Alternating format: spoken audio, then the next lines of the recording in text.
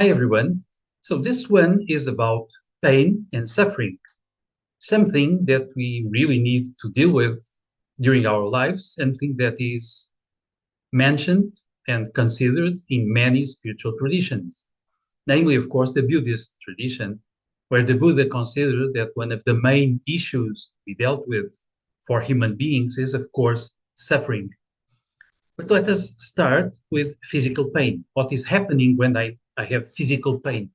Typically, there might be some damage from pressure, from a wound, from some illness in some area of my body. In this area, I have neurons, I have nervous system connections that detect what is going on and send a message to my brain.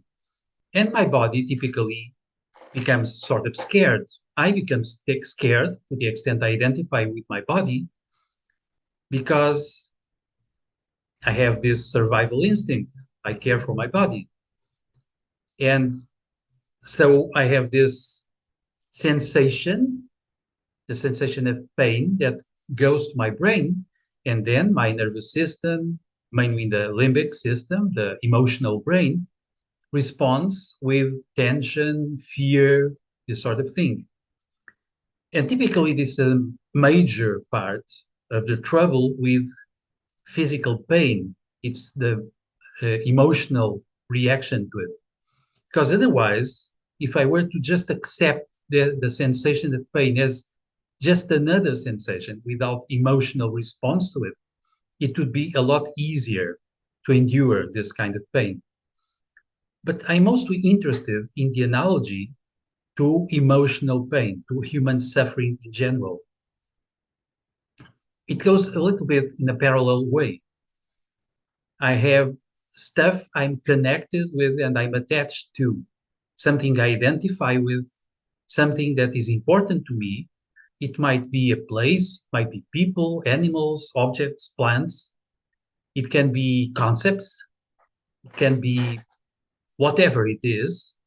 But in a way, because my consciousness is sort of projected in it, because I sort of identify with it, I think it's important to me or it's part of who I am. If there is some threat to it, I get suffering. I'm afraid to lose it. I'm afraid it might be disturbed or destroyed or changed in some way I don't like. So it's a little bit like I have emotional connections to it, the equivalent to neurons in the physical body. I have emotional connections to many areas of my identity, and I'm afraid that something negative might happen to those areas. So I get suffering when ongoing events seem to be a threat to that I identify with. So, what are the spiritual traditions telling us? That we must de identify with lots of stuff that is not actually corresponding to our deep consciousness and to our real deep self or our soul. And we must be able to de identify and to detach. In a way, we let those connections loose. We no longer are so interested in them. And indeed, each time I find myself suffering, I can question, where is this coming from? And then I notice that some parts of me are still connections of identity. I am still attached to them. And so suffering teaches me about what I need to detach from to stop suffering and to be deeply happy in a way. Now, to do this, of course, we resort to meditation, we resort to being able to make distinctions between what is really important and what is not. This is a yogic classic, really making a distinction between what is really non-ego and what is the real deep inner self. So pain is a teacher. Also, of course, pain awakens us. Physical pain awakens us physically, and emotional pain, mental pain in a way, awakens us in a deeper level.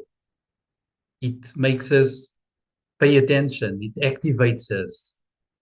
So I used to think that pain, suffering are sort of existential awakeners to us in a way that might be their function.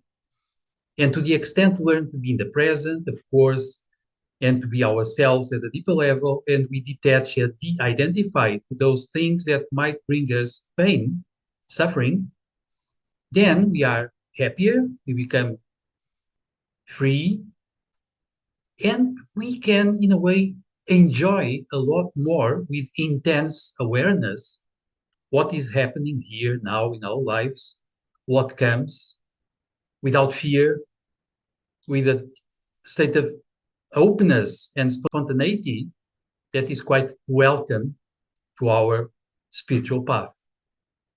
And this is what I wanted to say for the moment. So, as usual, if you like, comment, share, subscribe, and I'll be around, of course.